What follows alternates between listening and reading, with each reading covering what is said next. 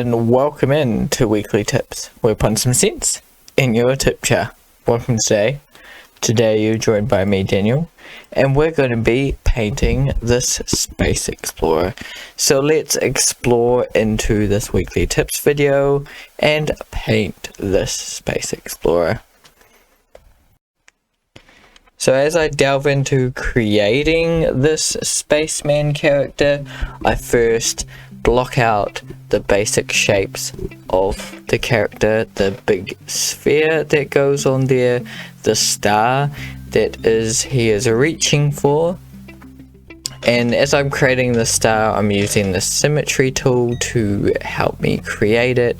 Now I could have gone out of my way and found like a star tool to create this star here, but I decided to try and wing it and try and create it the closest I can to the star. I mean, some stars are different, they have wider, all sorts of things that go on with stars. Some very sleek, some are more fatter than others. All stars are different shapes anyway.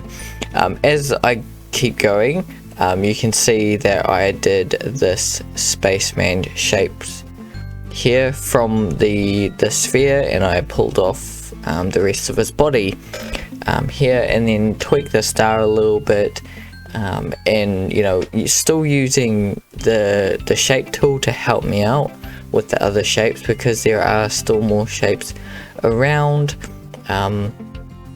like his little ear piece that you can see, his inner kind of headpiece there. He's still got circles to represent that. I could have used a little bit more shape tool here to help me out, but some of it's like drawn using just what I can see of the image, and some of it's using shape. And it's good to use shape, that gets it more accurate, and it helps you to get everything correct and in the right place and in the right proportions as well. From here, I use these shapes and I build over top of them to create my image here. Now I try to get it as accurate as possible, but I'm not aiming for 100% accuracy. It'd be nice to get 100% accuracy, but I think for that I'd probably need something like an Illustrator, like Adobe Illustrator, to do it that way, basically. To have all the shapes right and everything. You'd still need to do some drawing, but you just kind of tweak the vector image about. As I keep going, I move things about and fix things up. That's what's good about having things on different layers. I think I had the star on its own layer, as far as I know, or I try to at least have the star on its own layer. Well, I do have the background and the character on its own layer, and you can tenfold that. You can have like the helmet on its own layer, the arms on its own layer, and the rest of the body on its own layer. So it's up to you how far you want to push that. It makes things easier to edit later on,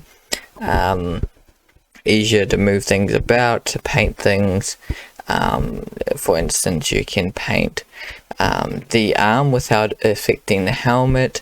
There's all sorts of things that you can do if you want to break it down to different layers as well. It's something I do kind of recommend in the later stages. As you're working things out, like now, it can be a little bit difficult to kind of do that. If you're working things out and things are constantly changing, its size of its legs changing, and things like that. But each their own. I did slowly build up into kind of one layering. Didn't have too many layers going on. You can see I have quite a few layers. That's just from painting on top and fixing things up and adding like highlights and adding dark tones and all those things. It's just the way I kind of work. But yeah, hopefully you're enjoying me creating this. I did, as you saw the original image, I tried to capture this image the best I can, and then I decided, it was like 45 minutes in or something, and then I decided to add my own kind of tweak to it. As you can see, that will be coming up soon.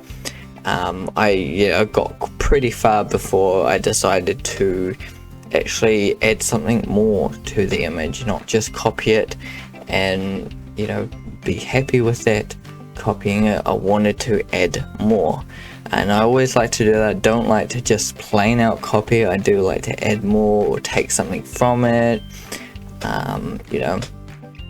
So here you see me add like a crocodile character, so that he is some sort of crocodile character that's reaching for the star.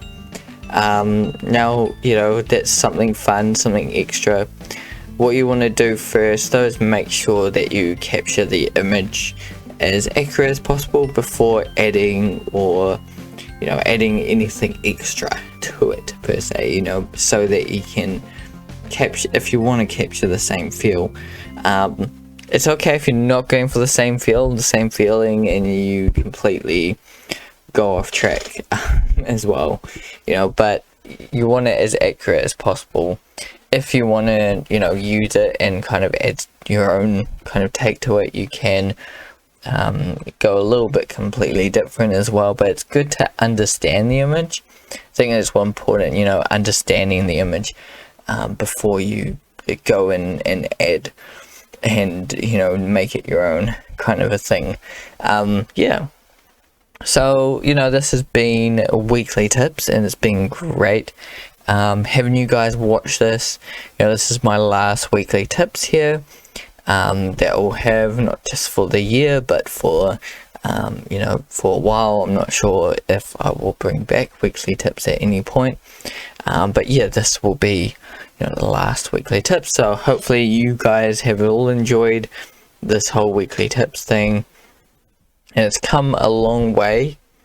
And check out the next video, the plans for 2022 video that I will be releasing in a couple of days. I don't think it will be fully called that, but the next video you'll see pop up. Yeah, I will link it up here, up in the corner for you guys to watch when it is released.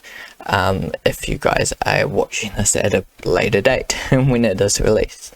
But yeah, once I got that basic shape and everything, and I'm quite happy with everything I've done here. You can see I'm just tweaking the dark tones and the highlights, and it's all just tweaking from here on. It's just fixing up things. I was like, I had 20 minutes and it was like, felt like I'm done basically. So it was just tweaking those little parts, and this was done within 90 minutes. I had to paint this, and it was plenty of time to paint this. I think maybe a couple of months ago when I started doing 90 minutes, I probably would have run out of time and not gotten everything I wanted done. But now I've done quite a few of them.